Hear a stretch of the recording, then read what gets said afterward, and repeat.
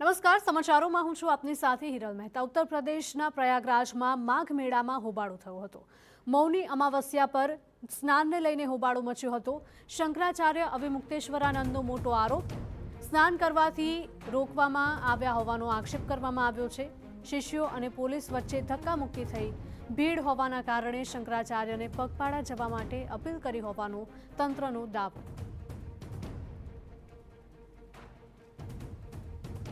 તો આ દ્રશ્યો પ્રયાગરાજમાંથી સામે આવી રહ્યા છે કે જ્યાં માઘ મેળો યોજાઈ રહ્યો છે અને ત્યાં જ હોબાળો મચ્યો હતો।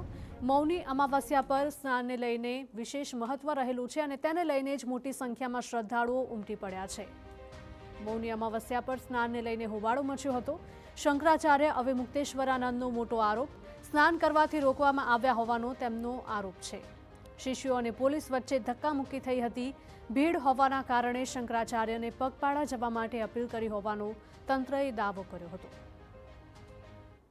आदित्यनाथ योगी के इशारे पर हो रहा होगा, क्योंकि वही हमसे खार खाए हैं। हमने कुंभ में जब भगदड़ मची थी उसके बाद के लिए उनको जिम्मेदार ठहराया था, तो अब वो बदला निकालने के लिए अधिकारियों को कह रहे होंगे या उनको खुश करने के लिए अधिकारी हमारा अपमान करना चाहते होंगे। इससे क्या होता है, हम तो मान अपमान से ऊपर हैं, हमारा न मान है न अपमान है, लेकिन हम अपनी आंखों से देखें कि पुलिस वाले और बड़े बड़े अधिकारी साधु संतों को मार रहे हैं।